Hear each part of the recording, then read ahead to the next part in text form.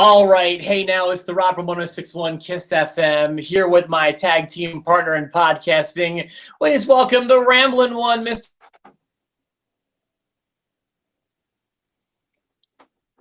I can't hear you at all, number 8. What happened? I don't know. Man, I don't know what just happened, but you're here, I'm here. Listen, I don't know what is going on with our studio computer here in the building. I know it's getting looked at. Like, I know, like, things are happening behind the scenes, but I'm not able to do the podcast from it today, which is why we're set up on a laptop. I pride myself. I've taken so much pride in just how much I feel like our broadcasts sound better than other podcasts because we have the luxury of radio equipment. But nevertheless, here I am, laptop to laptop again like a chump. And I apologize. As soon as I can get this back on track, I will. It is not my fault. Obviously, I'm here in the studio. Jerry's there and the problem is above my head. I assure you, I'm sorry. This microphone behind me might as well be a potted plant because I can't talk into it. This is Mitch, the microphone. Well, let's get into it. We have Payback to talk about. You know, in a really weird and roundabout way, you ended up getting the Lock of Destiny because Austin Aries didn't get the championship, even though he won the match like I predicted. I predicted he'd be the champion, and he's not. Yeah, what title matches we do have that stipulation. It's the new. Does the championship change hands? Also, while I don't think this was the tiebreaker, it did obviously look good. I mean, like, you let me change my vote prior to the Alexa Bliss title change. I originally went in with Bayley. That would have caused a tie, and then the tiebreaker was what we thought the main event would be. And I said that it would be the House of Horrors. Right. And you said it would be Roman Reigns and Strowman? So are you saying that had you not let me change my mind, you would have won? No, because I like letting you change your mind. I think that you need to be able to change your mind in a podcast. I'm asking you, if I wouldn't have changed my mind, would you have won? It doesn't matter. So you would have. Just answer. I didn't do the math. I would have. Yes, I would have. Oh, okay. Well, listen, I do appreciate you letting me do that. That was a big move on your part. That was very nice of you, and it did let me keep the Lock of Destiny. Then what? Someone's got to be the face, and someone's got to be the heel, and I don't mind being the face. Well, listen, I don't think I guess the heel move would be like, screw you, Valeri. It was a stupid move for you to let me change my mind. And I enjoy the Lock of Destiny for another month. This is a retention, by the way. I had it at WrestleMania, and I still have it now. Yeah, you've had it since the Royal Rumble. I mean, you've been doing okay. I've had it for 2017, let's be real. So anyway, the babyface Jerry Valeri, what did you think of the show last night? I took a good bit of notes, but we can just kind of freestyle it at first if you want to. Okay, let's freestyle it. I found myself, so I started like I always do, about 25 minutes late, and the network's giving me fits like crazy. So I ended up being behind by about 35 minutes. And I thought, I'll have to make this up at some point. I'll just make it up. I'll fast forward through something. Then we get the first match, and it was awesome. And I'm sure we'll break it all down. And then the next match was the cruiserweights, and I thought that was a great match. And then we have the tag title match, and I loved that. And then I never fast forwarded anything. Like, I think this pay-per-view benefited from very low expectations. If I could just erase 20 minutes from that whole pay-per-view, I would give it such a mind-blowingly good grade. If I could just erase 20 minutes of this pay-per-view. Here's the thing. I'm assuming you're talking about the pre-tape House of Horrors. Talking about the whole House of Horrors thing. That and the fact that they run commercials now during pay-per-views after every match, which I think is egregious. I feel like there's a difference between a promo and a commercial. It's 2 minutes. Whatever they run, it's always 2 minutes, and I think it's dumb. That's like listeners getting mad at us for running imaging between songs, though. You know, like that aren't like pay-per-view. You never used to have to deal with that before. But I guess you're not really paying for it anymore because it's the network. Like if they run a commercial for their next pay-per-view, I'm happy to see that personally. Okay. So that doesn't bother me as much. Boy, the House of Horrors. And okay, let me address what you said specifically about giving it a grade. Even if you took out the House of Horrors match, which, spoiler alert, it sounds like we're going to have the same opinion on this. I still can't give this a great review personally. Now, here's what I will say. Every match, for the most part, the talent delivered as they oftentimes do. This show suffered from, in my opinion, some weird booking. I'm not going to use the word bad. I'm going to use the word weird or strange booking. And there weren't really a whole lot of those, I use the term water cooler moments, that I think that pay-per-views need to have at least one of that, we want to be talking about the next day. Okay, so you want to start or end with letter grades? Let's I don't know. Let's start with them. I don't mind starting with them. For me, I liked all the matches. I really enjoyed the wrestling, and there was storytelling, and everything moved along. I loved the end of the tag title match when Cesaro and Sheamus went after the Hardys. Yeah. That's furthering that story. That's making that a little more developed. I really enjoyed that. Yeah. I thought that it was curious. I don't have to agree with a decision to like a show, and I didn't agree that Jericho should be U.S. title. I like the Face of America thing with Kevin Owens, but they took it off him. I don't know if this means Owens is back on Raw now. I really don't know what anything means, and that's my confusion. Is the WWE does this all the time now? They just don't tell us enough information, and they make us guess. Right. I liked it all except the House of Horrors. I give it a B, and I would have, I think, if the House of Horrors wasn't on the show and it was replaced with a good but not great match, I probably would have given it an A. And I think my low expectations with how much I enjoyed that pay-per-view. I thought it was going to be a stinkeroo. All right, so let me comment on what you said. First of all, one of my notes was that this was a very story-heavy pay-per-view. And what I mean by that is, even if you just look at 2 matches, not even counting all the stories that happened with Jericho and Owens or the tag team title, just look at the House of Horrors and Strowman and Reigns. Which I thought was a great main event, by the way. Which, whatever, we'll get to that in a second. Just look at the storylines going into and executing those matches. Those are really thick, story-heavy matches. So there was that. And I will also say things happened.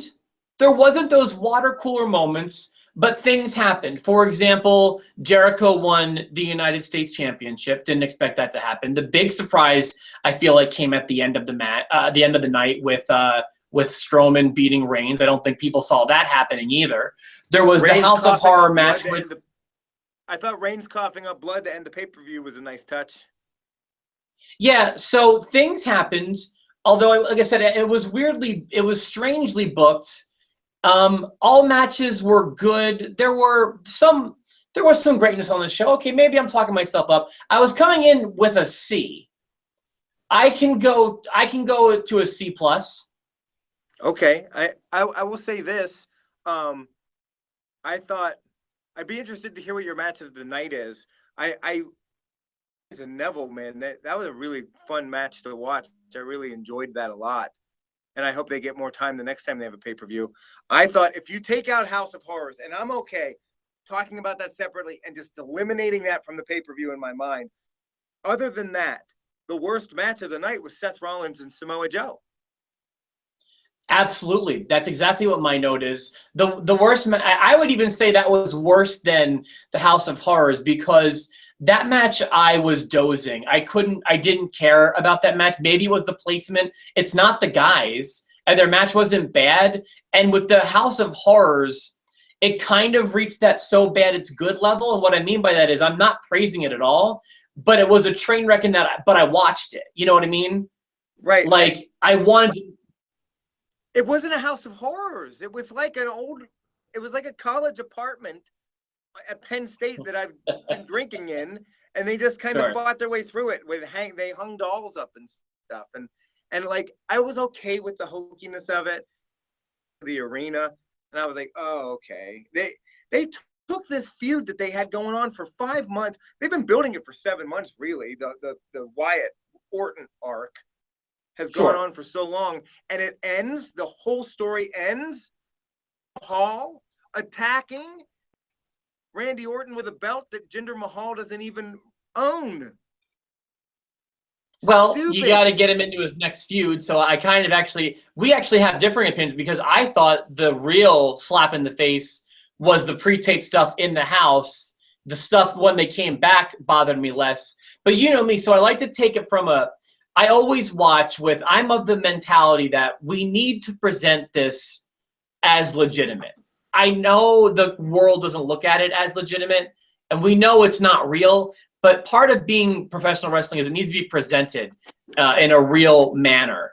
And there are a dozen things you can talk about with the House of Horrors that you could not possibly make this a real fight. There's just no way. Like, for example, you're starting a match, God knows how far away from the building, and you're expecting it to end in the building. Really? Really, that's what we're doing? But, I don't even know why I'm focusing on that element right now, because there are so many reasons why the match was absurd last night. Because it's okay to look at, like, the minute that started, I was like, so Bray Wyatt owns property in San Jose?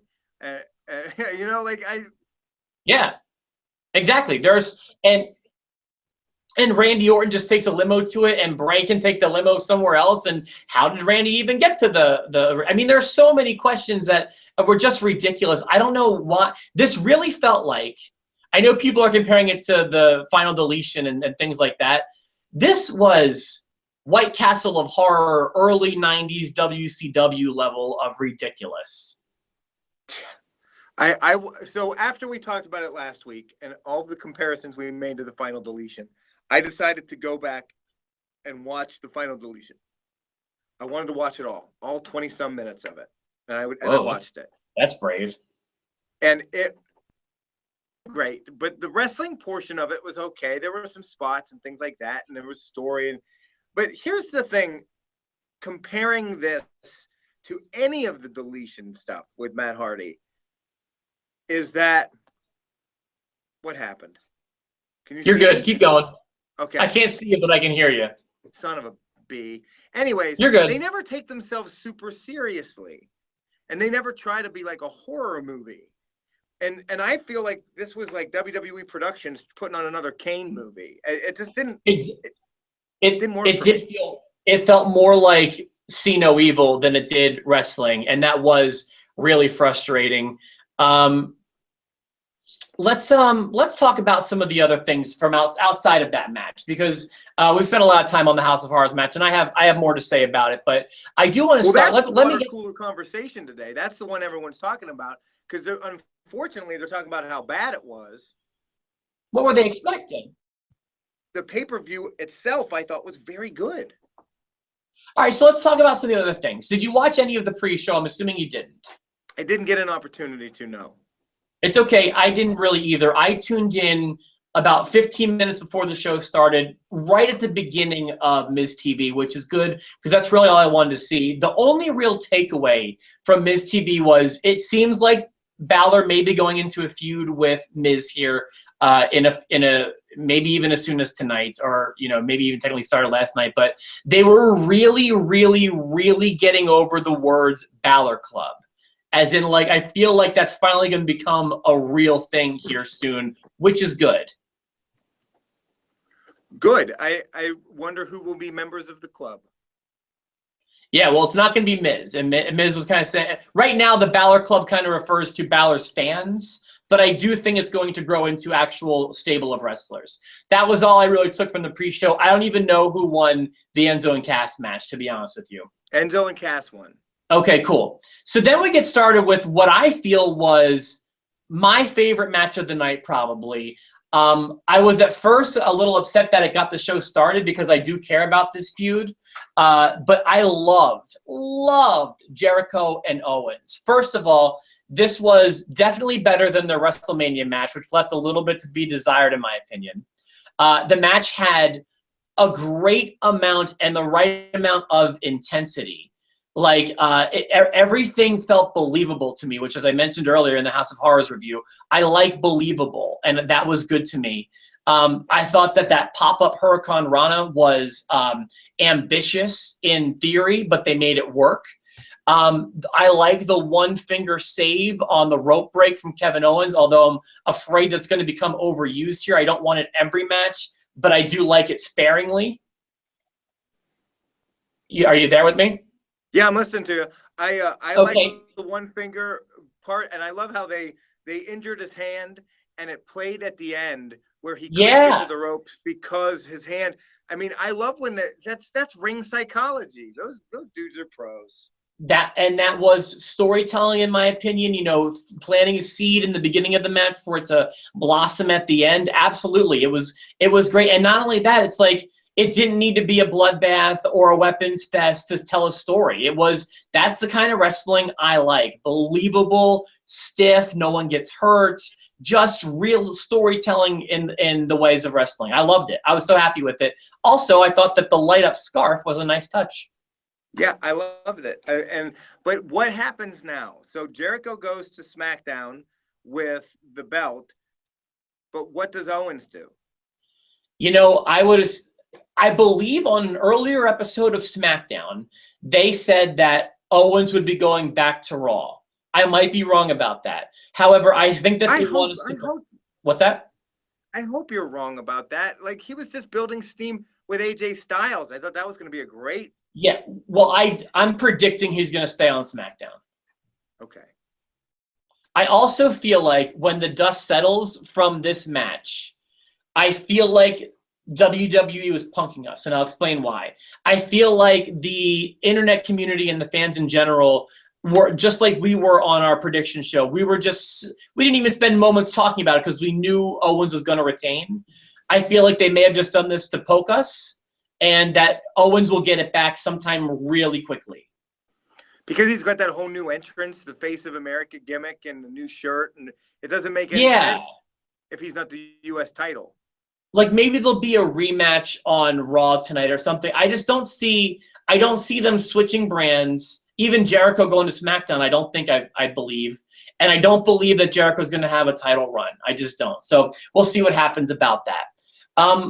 Let me ask you, because I was trying to find it, and even, I don't know if you watched any of the after show, they replayed it like 15 times. I'm still missing, like, I know the spot where it happens. Can you see Jeff Hardy's tooth? Yes. You can see you can see the moment where it came out, and I had to rewatch it to see it again. But where it became apparent to me that he legit lost a tooth is after they've been attacked at the end of the match. He's lying there on the outside, and they cut to him, and they show his face, and his mouth is open, and I mean, he has a hockey mouth. Can you see the tooth leave his mouth? No. Okay, that's what I was missing. But you see evidence that the tooth is actually gone. And so the tooth gets lost on a kick to the face from Sheamus, right? Yes. Or no. All right, yeah. Okay. Yeah, I'm going to say something that I think is going to get a lot of heat on the post show. This is it's not because someone gets injured that I say someone is dangerous in the ring. But I think it's time to add Sheamus to that list. Because does he have a reputation of this? Why do you think Daniel Bryan's not wrestling? Really? Yeah, it was Sheamus, and they both. I didn't know Daniel Bryan was Sheamus. I forgot that. Yeah, Sheamus gave him a nice concussion, and it wasn't Bryan's fault. And I mean, obviously, it's not Jeff's fault about the kick to the face. And I know that everyone's going to say it's wrestling, it's not ballet. I get that it's going to hurt. Listen, believe me, I understand that. I think that Sheamus is reaching that territory of just being dangerous, personally. Maybe they'll address it. Do you think does WWE ever address things like that? No, they might, factor it into contract renewal time, and but I don't know, and I can just see certain people now just saying that, I'm being too hard on people. But listen, I don't have the info in front of me. I know there was more before Daniel Bryan too, and Daniel Bryan's a pretty big casualty to have, an errant kick to the face, and now we got another kick to the face, and here's a guy who uses a kick as one of his finishers. Like this is a guy who I feel like is a little reckless. Just being honest. I don't disagree. I'd have to look at everything and all the information, but if what you're saying is true, then I don't disagree at all.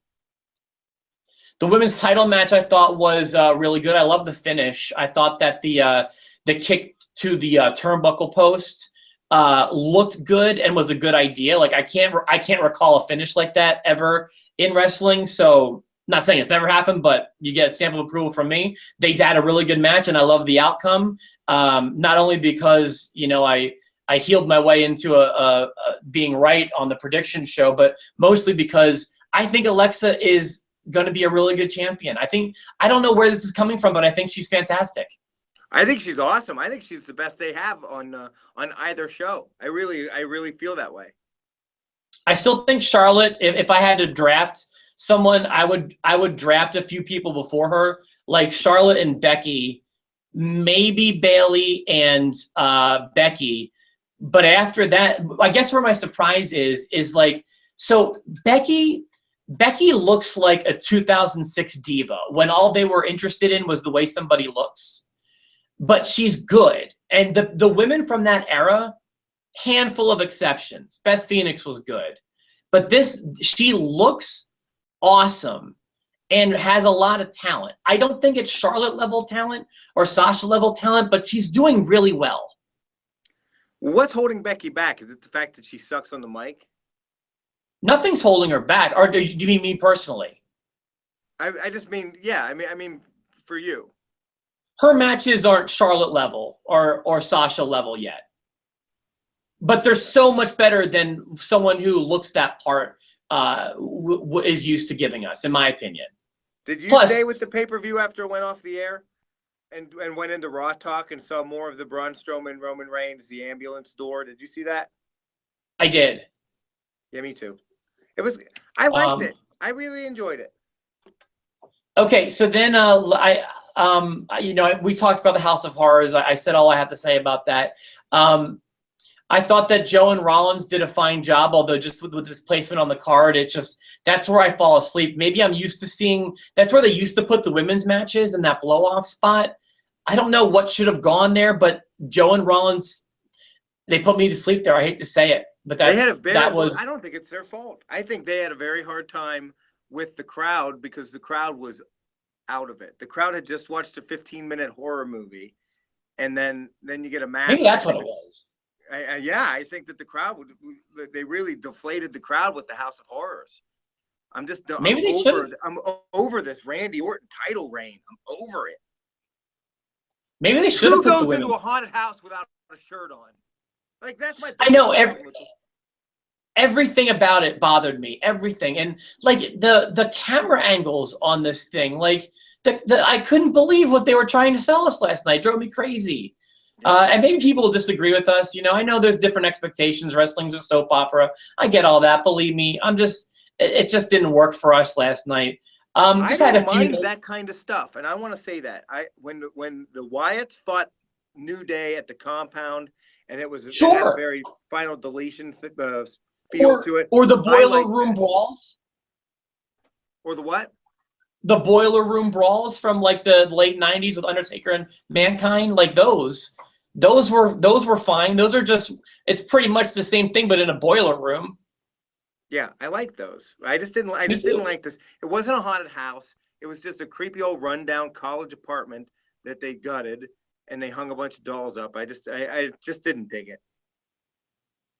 Yeah, no, I didn't like that either, to be honest with you, Jer. I got a few notes from the main event. I was a little drained from everything that had already happened. So I didn't give it 100% of my attention, but I did think, let me get your opinion about this. When you factor in the severity of the attack that Strowman gave Reigns a few weeks ago on Raw, I was almost thinking that this is way too soon for this match. Like, Roman should still be maybe not able to wrestle yet. This was their way of telling the story that Roman is too tough to turn down a fight, and he should have.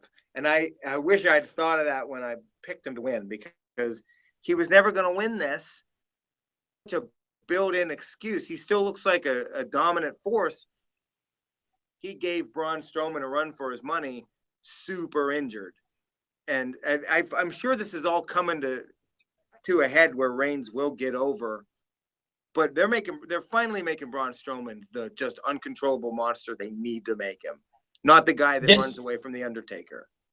The ending to this match was a pleasant surprise, because this is what everyone knew needed to happen, but nobody thought would happen. And this did, in my opinion, save a lot of face for Braun Strowman. We've mentioned over and over again that the past 2 months, it seems like, well, up until, for like a 2-month window following Royal Rumble until WrestleMania, it seems like they were just trying to destroy all the good work they had done in developing Braun Strowman to be a huge top-level monster, and they've just been destroying it. This win last night, combined with the past few weeks of booking on Raw, has gotten things back on track for sure. And I'm impressed with him because he is in a main event spot where a lot of big giants have been before, and he's doing something with it. And I think he needs some credit there. Yeah, no, I think he's doing a great job. And I just wish that that elusive 2 months just would have never happened. I almost just wish he got injured after the Royal Rumble for 2 months, I wonder if they're setting up Braun and Brock soon, and then Roman coming back, 100% healthy at some point. Yeah, I don't know. First of all, it's been very frustrating to me that the world title situation hasn't even been addressed since WrestleMania. Also, I've mentioned this during former Brock Lesnar title runs before. When I was growing up, there was a definitive 30-day rule when it came to defending the title, and if you couldn't defend it every 30 days, you'd be stripped of it. Well, and unless he defends the title tonight or tomorrow, his 30 days are up in my book. Where's Jack Tunney? Exactly. I think, is there anything you want to mention here, Jared, before we shut up shop? Are you done with your grade? Have you given it a C? I'm giving it a solid B. I'm giving it a B, and I'm saying House of Horrors, it could have made it a C for me, but it didn't. I just refuse to acknowledge House of Horrors in my grading. I'm giving it a B. I think you should acknowledge that, Jer. I'm not going to tell you how to book. Some people take umbrage with the fact that I still compare things to the Attitude Era. So I'm not going to tell you how to grade. I do think it's a little suspect to just eliminate half an hour of stuff that you hated. Just eliminating it. I'm just taking it away. If I add it in, I give it a C+ or a B-. See, I can get with a C+. I'm a C+ kind of guy right now. I'm giving it a B. Jared, thanks for your time today. I apologize again for the lackluster. Guys, I'm trying my hardest. Believe me, it's not my fault. But we will be back with another issue tomorrow. And by another issue, I mean another technical issue. I don't know what we'll have happened another to my video. I hope my video comes back by tomorrow. I don't know what happened to you, but at least we have your audio, bud. And that Steelers logo is all I've been talking to today. But listen, thank you for your help. I'm trying my hardest. We will review Raw around this time tomorrow. For myself, the Rob, and my tag team partner, the picture of Jerry Valeri. Thank you for your help. Thank you for watching. We'll see you tomorrow. Bye-bye.